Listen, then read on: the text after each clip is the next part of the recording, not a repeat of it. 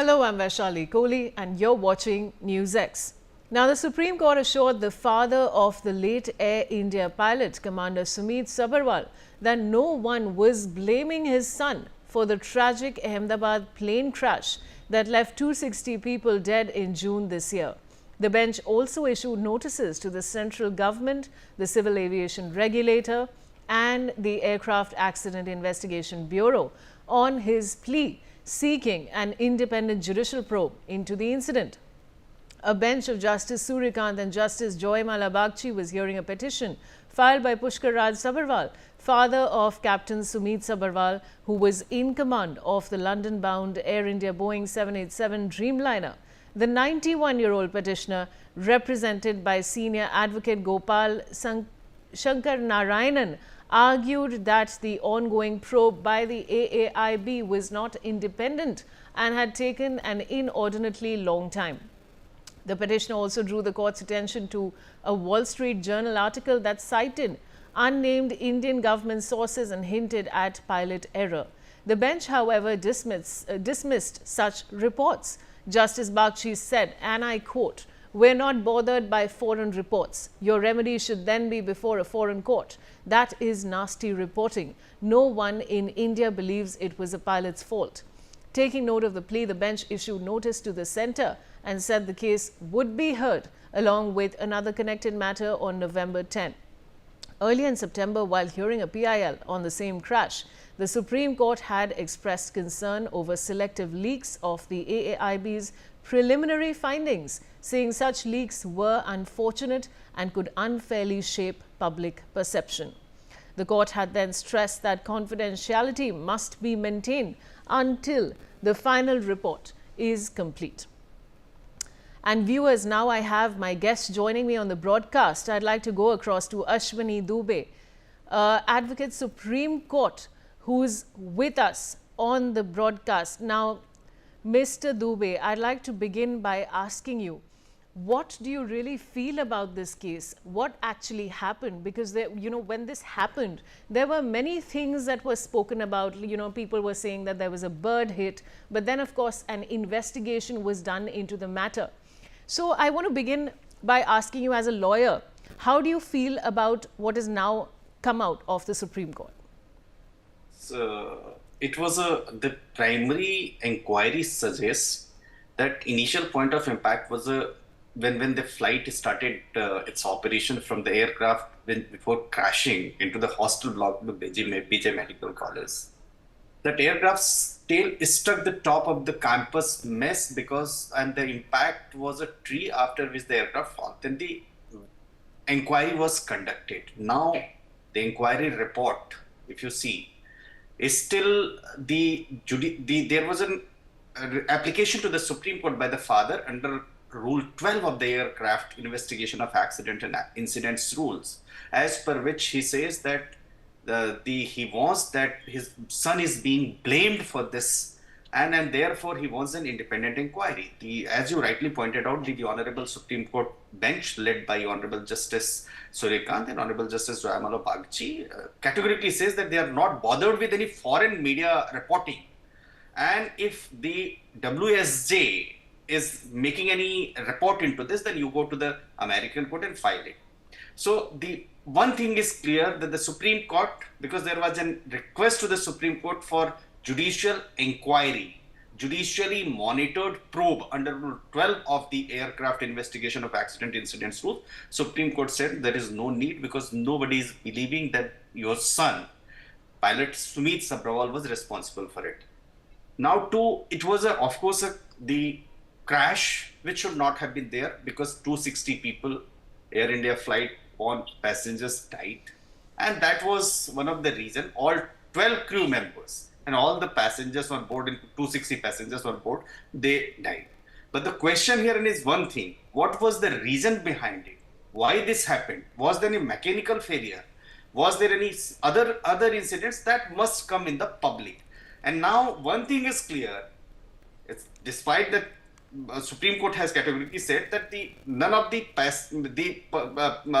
the crew members nor the pilot who was flying that flight was responsible.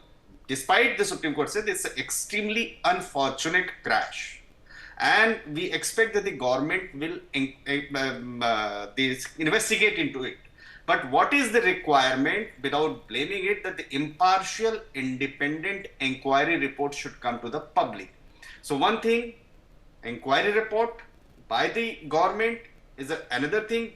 Blaming one pilot, that Supreme Court has completely, by saying, not believed to that the Justice Mr. Sumeet Sabharwal is being blamed into it. So Honorable Supreme Court was there was a report in Wall Street Journal, an article which was claimed and suggested the pilot error and cited an unnamed Indian government source. The Supreme Court has brushed aside that allegation and saying that nobody is bothered by any foreign reports. It's a big relief, and I think that the father of late pilot has already got the relief for the Supreme Court. Over to you. Now, viewers, before I go to my next guest, I wanted to show you visuals of the father on the screen. You know, the man is 91 years old and is fighting a lone battle. Look at those visuals, viewers. I mean, at this age, at 91, he is fighting a battle for his son. That's, of course, very, very moving. But I want to go across to Dr. Vandana Singh, who is an aviation expert.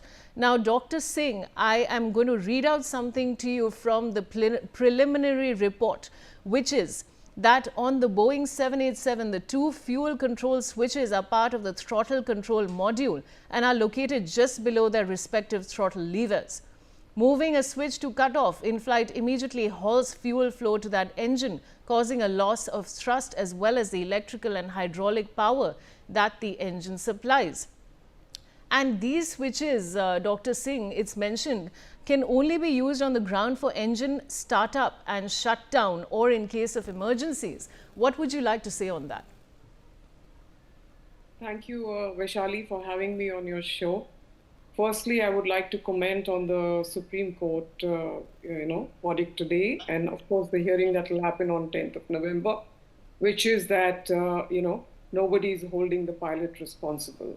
Now, coming to the technicalities of your question, yes, very much it is possible that the FEDEC, which is the full authority digital engine control, the machine or the brain behind, the computer behind the 777 and the 787 models of the Boeing, that there was a miscommand, that the miscommand caused the software electrical glitch, which led to the fuel cutoff switch from going from on to off. Please do understand that this is not the first time. You've heard about the 2023 incident with the All Nippon Airways, when the engine shut off on its own and the pilot was able to make a landing because he was anyway on the approach about 400-500 feet over the ground and was able to see everything and maneuver and take and do a safe landing. Again, there has been another equipment, similar equipment on which a similar glitch has happened. So to answer your question, very much it is possible through a mandated miscommand by the FEDEC as such. And this is where the question should have been, this is where the inquiry should be discussing. Why all of this has happened, why a poor 91-year-old father has had to put this petition, is because straight away the blame was moving towards the pilot's side. And of course, foreign media, yes, true, nasty reporting, but then how could they come up with suicide theories? Why wouldn't they examine the other factors, the critical factors, the FEDEC, the GE, why won't they question the Boeing? Why won't they question the Honeywell? Why won't they question the other stakeholders? Why won't they see there could be a technical, electrical, mechanical glitch of all sorts? This is the question that everybody is asking. And now it's 6 months. It's going to be 6 months. So we expect a full, a voice, the voice data recorder transcript to be open. We expect the flight data recorder transcript to be open. And it's a very legitimate, a very valid, request for anybody who wants closure and anybody who wants to fly safe in the skies in order to avoid a second accident. Over to you, Vaishali. All right. Now I'd like to go across to Vipul Saxena, who's an aviation expert. Now, Mr. Saxena, as I read the preliminary report, even in the findings, there's nothing, there's no, I can't come to a conclusion here because Air India said that it had not performed the recommended inspections because they were not mandatory. And nothing is very clear here. So, what do you have to say for that? So let me tell you, I've been a pilot and also aeronautical engineer, and I've done a couple of big inquiries, big investigations.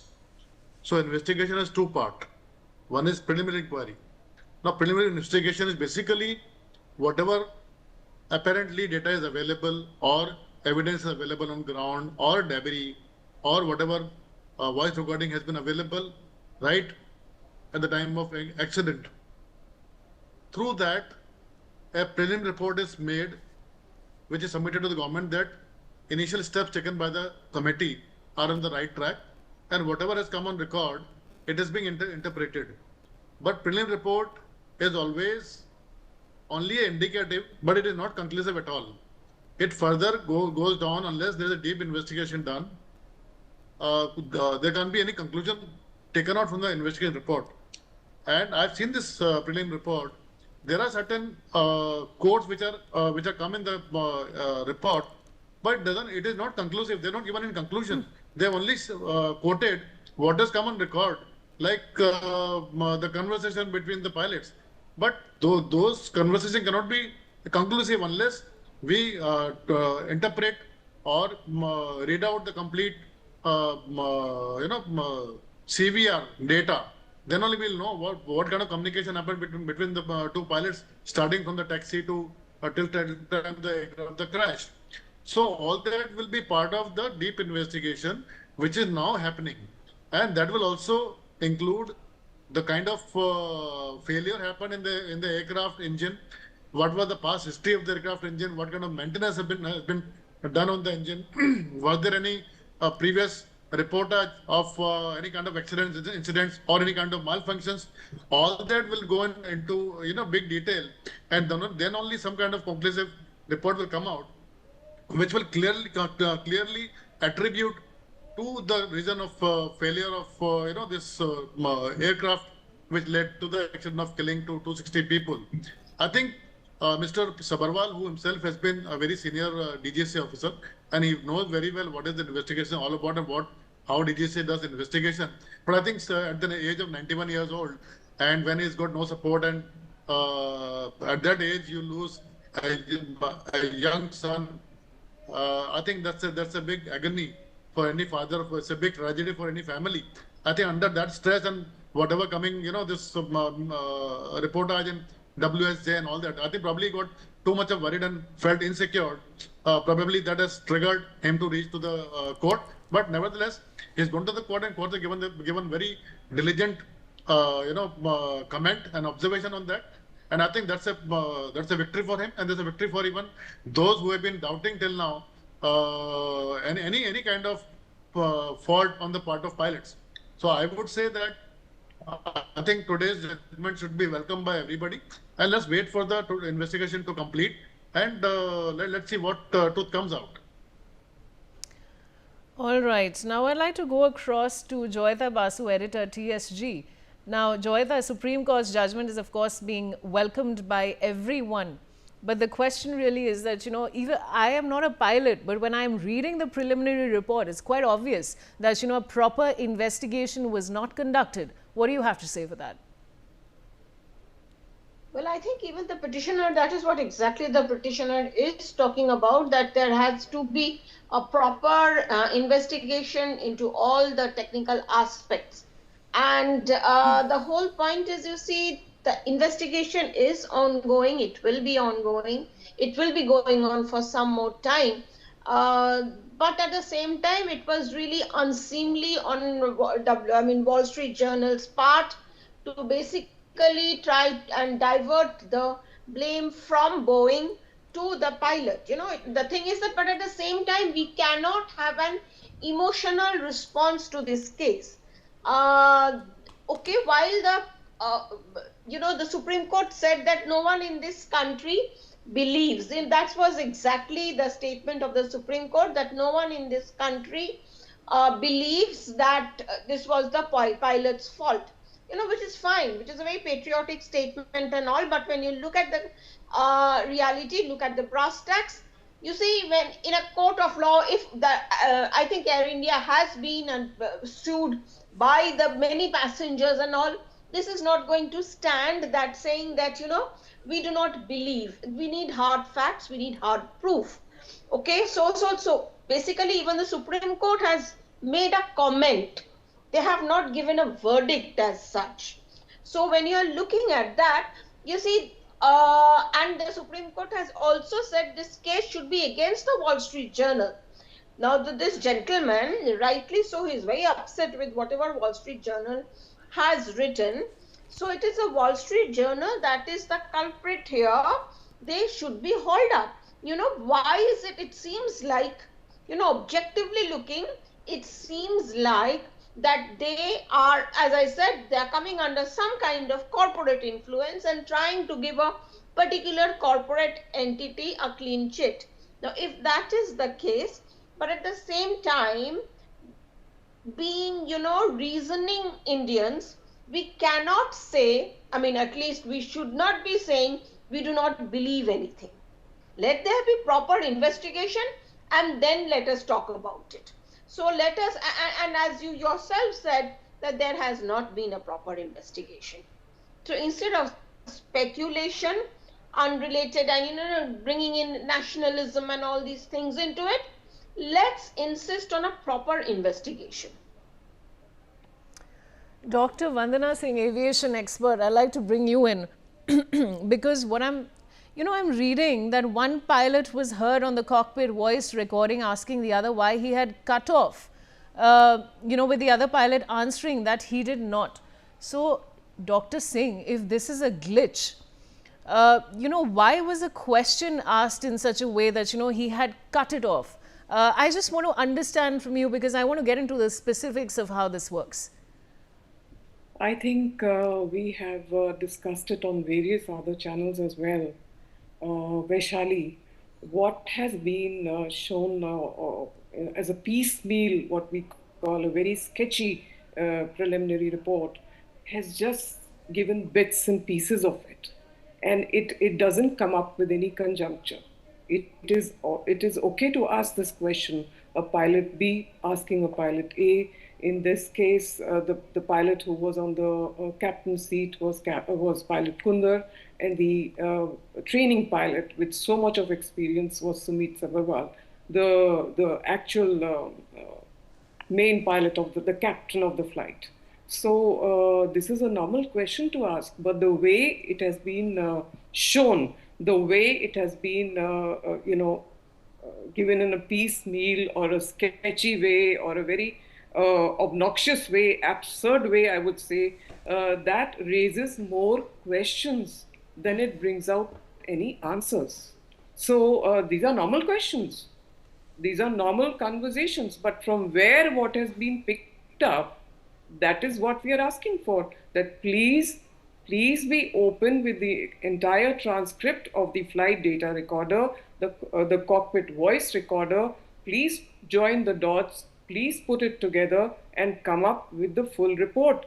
Don't give us bits and pieces which creates confusion. And here there is confusion galore. I don't blame the commander's father for going and asking for a judicial inquiry in this case, because he is insisting on an independent probe, and that there is a provision under Rule 12 of the Accidents and Investigation Control Book. There is a proper rule. It says you need experienced subject experts to really come up with the full inquiry and come up with the result. So I'm hoping now that first the 10th November hearing comes out, the hearing that is going to be taking place at the Supreme Court, and thereafter in a month or two, say February, March, whenever the report comes out, it comes out in full, so that everything is absolutely crystal clear. nobody can be taken off the hook at this point of time.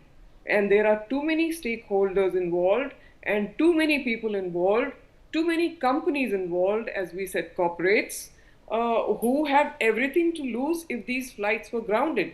And one more thing, Vaishali, I will mention at this point of time, being, of course, in the aviation industry myself, I can say that with confidence that each and every player in the world is taking full care and doing all mandatory checks of its 777s and 787s, which is the Dreamliner series. They are leaving nothing to chance because they don't want a second crash to happen to make us understand what the first crash did. As it happened with the Boeing 737 when the second Ethiopian Airlines crashed, and then the first one was Lion Air where the pilot was blamed. But it turned out to be an MCAS issue and Boeing had to ground the entire fleet. So each and every airline is being very cautious as we speak. And this investigation has to come out in full and thorough, Vaishali. Over to you, ma'am. I want to go across to Ashwini Dubey, Advocate Supreme Court. Now, Mr. Dubey, now the matter is of course going to come up on November 10 and we don't know what's going to happen there. But as an advocate, how do you see this case progressing now? See, the Supreme Court being the top court has every constitutional right to look into any issue which is of the larger interest. I'm not a aviation expert, so I cannot comment that what transpired and led to the accident. But yes, the controversy and legal action, if we see, the father of the pilot Sumeet Sabharwal and other people from the federation who has approached to the Supreme Court saying that there was a there was a preliminary and selective leak of the preliminary report, and that led to pilot's father and the Federation of Indian Pilots filing pleas in the Supreme Court for an independent and court-monitored investigation. There is also a lawsuit against the manufacturers. The families of 4 victims have filed a lawsuit against Boeing and Honeywell in a US court, alleging that the design and placement of the fuel cut-off switches and which were defective and prone to the accidental aviation. But as of now, the oral observation of Supreme Court have completely ruled out that there was any fault of the pilot who was flying the aircraft, number one.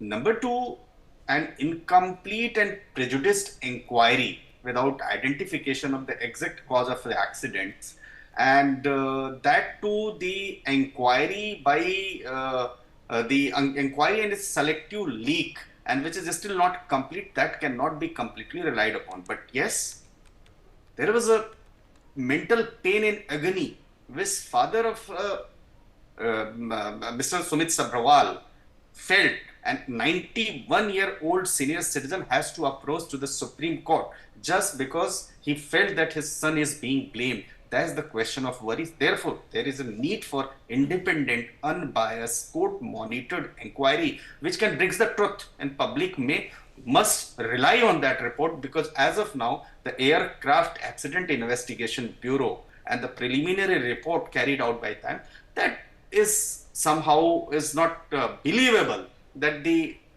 certain voices, the recording voices of the pilots and their internal conversation, which is selectively leaked and which is blaming the pilots, that must be looked into properly by the court, and there is a need for that report to be published. And that is, if a court monitored investigation is done, that would brush aside all the allegations which are being labeled in foreign media. Over to you. All right, I want to go to Vipul Saxena, aviation expert. Now, Mr. Saxena, if we leave this case aside, you know, the situation in the aviation industry, we've heard of so many accidents, so many crashes lately. I just want you to give me a comment on that. Why have there been so many lapses, you know, when it comes to airlines these days? What is happening? I think before we deviate to your question, I would like to apprise people about the investigation. Firstly, the aircrafts have got CVR and FDR, DFDR which is called. and it's a big data bank. Okay, once it's read out and interpreted, it rips apart the complete scenario. What exactly happened? The total conclusion will come out only once DFDR read out is interpreted by the team, and this team AAIB. It is officially appointed by the government of India. Not only for this, it has been there in the ministry, and they've been assigned only to investigate the accidents, especially fatal accidents, and they are expert of this line. If required, they take expert from outside, which they have taken, and even they will be definitely interacting with the manufacturers to see at manufacturing level, as a manufacturer, if they can come out with something which probably this team has not been able to see through. So I think we need to wait for complete investigation and go through. I've been through this process, and this process are very well in-depth investigations. It is not casual. Preliminary reports are not supposed to be treated like a conclusion. It is only, as I said initially, whatever evidence or whatever information has come out at the first instance, what they indicate, only that is a part of the preliminary report are supposed to suggest. It does not suggest where it will lead to the final conclusion. So please, let's not confuse about the meaning of prelim report and what may happen in the final investigation. Now, unless final investigation comes in, I think we should have some patience, and then only we should comment whether this investigation was fair, transparent, or independent or not. Now, coming to your question, see, airline industry, this business model itself is not a really profitable model globally. If you see globally, airlines are not really making good profit. Nowadays, they are yes making good profit, but historically, if you see, generally airlines are running through huge working capital stresses, and during that process, somewhere because pilots and engineers numbers are very high, their salaries are very high, so there is always a pressure on finance department and also on the promoters about the working capital and running the operating cost of the airline operations. So somewhere, I'm just assuming that there are shortcuts being taken in the maintenance practices, or maybe there are certain processes where you can give extensions. There's something called extension, like suppose some inspection of a component is falling due, say after 10 hours. But there are processes where 10% of those hours can be given as an extension. So there are certain processes which give extension on inspections, delay of the inspections and all. But maybe somewhere this kind of process have been breached, or maybe some other compromise, or maybe some kind of component which is not proved the way it should have been proven. So these are the things which happen when you operate a machine. It happens in the trains also, it happens in the bus also, it happens in the car also. But aircraft, since it is a passenger and high-speed aircraft which carry a lot of load and generate a lot of energy. So I think chances of failures are high. But then, knowing the industry well, knowing the manufacturing process, it's a highly quality controlled manufacturing process in the aviation industry. So failures are generally controlled at very much at the manufacturer level. So I can only say that DGCA and the airlines, they have to look into their own processes, whether they are religiously following all the process properly or not. Is there any shortcuts being taken? Are there materials which are being procured? Are they really reliable materials? Are they really genuine materials? Because there have been investigations abroad where fake spare parts have been found by the investigators. So I think these are the points where probably somewhere airline as an operator and also DGCA as a regulator must look into this. Absolutely, Mr. Saxena, because these are lives at stake. This is not a car. This is a flight at, high up in the air. So that's what we'll conclude this debate with. But I'd like to thank all my guests for joining me. And with that, viewers, we're slipping into a short commercial break. Stay tuned to NewsX.